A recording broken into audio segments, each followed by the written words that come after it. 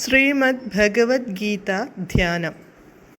നാരായണം നമസ്കൃത്യ നരം ചൈവ നരോത്തമം ദേവീം സരസ്വതീം വ്യാസം തതോ ജയമുദീരയേത്.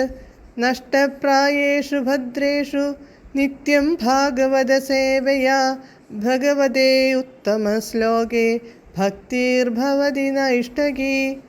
മൂകം കരോതി വാചാലം പങ്കും ലംഘയതേ ഗിരിം യത്കൃപാതമഹം വന്ദേ പരമാനന്ദമാധവം. ശ്രീഗുരും ദീനതാരിണം ശ്രീചൈതന്യമീശ്വരം.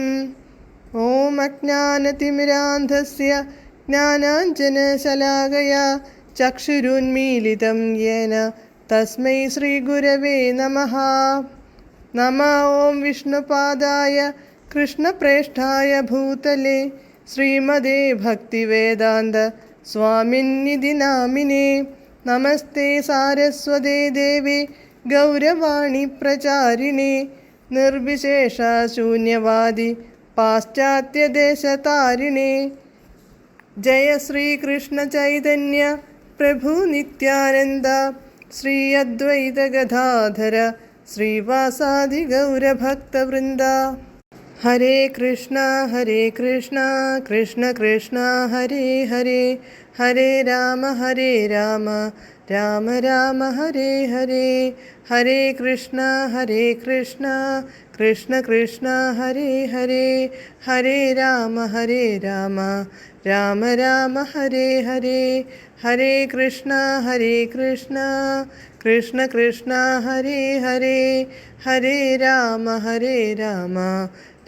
രാമ ഹരേ ഹരേ.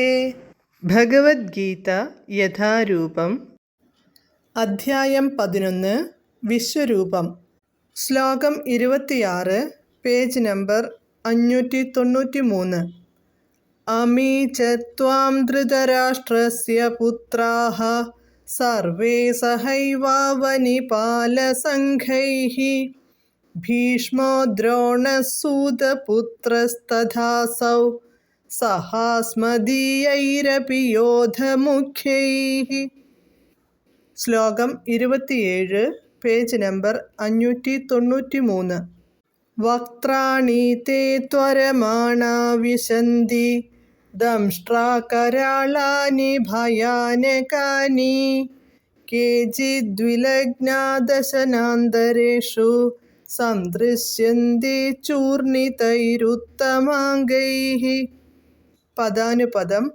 അവനീപാലസംഘൈഃ സഹ യോദ്ധാക്കളായ രാജഗണങ്ങളോടുകൂടി അമീ ഈ ധൃതരാഷ്ട്രസ്യ ധൃതരാഷ്ട്രൻ്റെ സർവേ ഏവ പുത്രാഃ ച എല്ലാ പുത്രന്മാരും തന്നെ തഥാ അപ്രകാരം ഭീഷ്മഃ ഭീഷ്മദേവനും ദ്രോണഃ ദ്രോണരും അസൗ സൂതപുത്രഃ ച ഈ കർണനും അസ്മദീയൈഃ നമ്മളുടെ യോധമുഖ്യൈഃ അപി സഹ യോധമുഖ്യന്മാരോടും കൂടി ത്വരമാണാഃ ദ്രുതഗതിയായി തേ അങ്ങയുടെ ദംഷ്ട്രാകരാളാനി ഭീകരങ്ങളായ പല്ലുകൾക്കിടയിൽ ഭയാനകാനി ഭയാനകങ്ങളായ വക്ത്രാണി വദനങ്ങളിൽ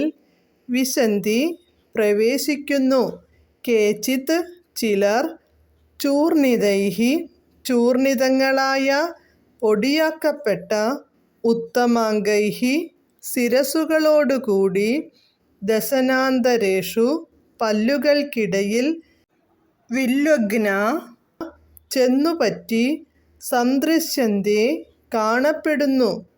വിവർത്തനം. ധൃതരാഷ്ട്രപുത്രന്മാരെല്ലാവരും അവരെ സഹായിക്കുന്ന രാജാക്കന്മാരും ഭീഷ്മർ ദ്രോണർ കർണൻ എന്നിവരും നമ്മുടെ യോദ്ധാക്കളിൽ പ്രമുഖന്മാരുമെല്ലാം അങ്ങയുടെ ഭീകരങ്ങളായ വായ്കളിലേക്ക് അതിവേഗത്തിൽ കടന്നു പോവുകയാണ്. ആ ദംഷ്ട്രങ്ങൾക്കിടയിൽപ്പെട്ട് ചിലരുടെ ശിരസ്സുകൾ ചതഞ്ഞരയുന്നു. ഭാവാർത്ഥം. നീ കാണാൻ ഇച്ഛിക്കുന്നതെല്ലാം കണ്ടുകൊള്ളുക എന്നാണല്ലോ മുമ്പൊരു ശ്ലോകത്തിൽ ഭഗവാൻ അർജുനനോട് പറഞ്ഞിട്ടുള്ളത്. പ്രതിപക്ഷത്തിലെ യോദ്ധാക്കളായ ഭീഷ്മ, ദ്രോണ, കർണാദികളും ധൃതരാഷ്ട്രപുത്രന്മാരും അർജുനനെ സഹായിക്കുന്ന സേനാധിപന്മാരുമെല്ലാം സംഹരിക്കപ്പെടുന്നതാണ് അദ്ദേഹം ഇവിടെ കാണുന്നത്. കുരുക്ഷേത്രത്തിൽ ഒത്തുചേർന്നവരിൽ ബഹുഭൂരിപക്ഷത്തിൻ്റെയും നാശവും അർജുനന്റെ വിജയവും ഇതിനാൽ സൂചിപ്പിക്കപ്പെട്ടു.